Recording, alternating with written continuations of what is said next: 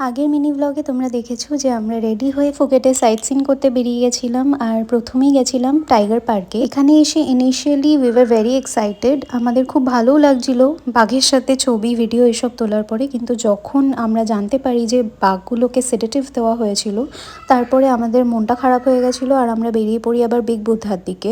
এইভাবে স্কুটি করে যেতে যেতে না একটা গোয়া গোয়া ভাইব আসছিল। সারা গোয়াতে আমরা এইভাবেই স্কুটি করে ঘুরেছিলাম। আর এই জায়গাটা না এত দারুণ ছিল যে কি বলবো। তো আমি এখন আছি বিগ বুদ্ধা টেম্পলে।